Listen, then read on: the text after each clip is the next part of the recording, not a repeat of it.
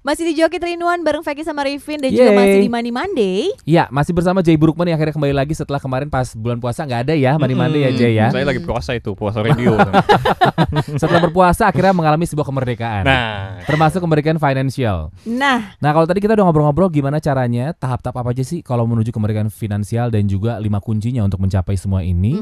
Kita mengundang lu kalau lu punya pertanyaan seputar kemerdekaan finansial. Dan di telepon kita sudah ada Gaga. Halo, selamat sore, Ga. Halo, sore.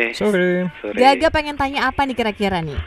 Jadi gini, selama ini kan gue ada tabungan buat anak gue yang nantinya akan dipakai buat pendidikan. Nah, setelah jalan sekian lama ternyata ada kebutuhan yang mendesak mengharuskan itu tabungan harus gue ambil nih. Oke. Nah gitu. Nah setelah itu semua selesai, gue pengen ngebalikin lagi ke posisi kayak dulu lagi. Cuman apakah ada cara yang lebih mudah, maksudnya ketimbang dari awal lagi, ataukah ada kos-kos yang mesti gue potong, atau apakah gue harus menambah pemasukan baru, seperti itu sih kurang lebihnya. Oke, ini pertanyaan yang sangat bagus nih, Ga. Jadi untuk sekarang posisi ini sekarang apakah pengeluarannya si Gaga tuh lebih rendah daripada pemasukannya? Pengeluaran lebih rendah dari pemasukan, sebenarnya sih pemasukan lebih tinggi besar sih. Ya? Nah, bagus ya. Kayaknya sih lebih tinggi ya, belum pernah ngitung juga sih, cuman lebih tinggi sih. Pengeluaran lebih tinggi daripada pemasukan. Pemasukan lebih tinggi dari pengeluaran. Pemasukan lebih tinggi. Istilahnya positif ya, positif budget. Nah, oke, ini sangat bagus. Jadi untuk sarannya yang saya bisa bilang back to basic aja dulu. Jadi istilahnya kalau kita lihat yang pertama coba budgeting lagi. Oke.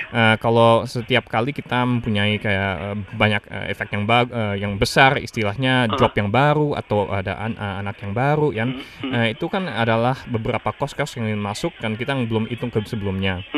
Jadi coba untuk bulan pertama ini catat semua pengeluaran dalam 1 bulan. Oke. Ya, dan itu mungkin dibagi-bagi aja. Oke, apa yang untuk anak, apa yang untuk secara daily expenses lah, makanan, transportasi. Dan habis bulan itu bisa lihat, di mana nih saya mempunyai option atau opportunity, peluang untuk cut. Kan mungkin 10% saya bisa cut dari sini. Jadi istilahnya perbedaan di antara pemasukan dengan pengeluaran tuh bisa menjadi lebih besar. Ya kan?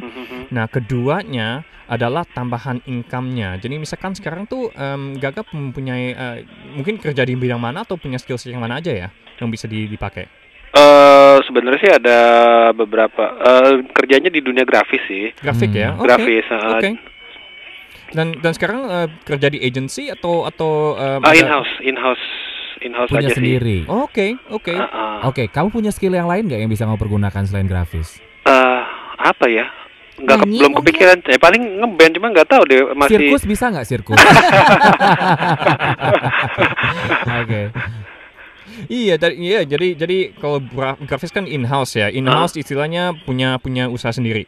Enggak, in-house itu maksudnya bukan di agency sih. In-house lebih ke kerjanya di media, grafis di media. Cuman paling kalau misalnya kepikiran buat nyari tambahan mungkin side job sendiri, atau freelance di mana gitu kali ya.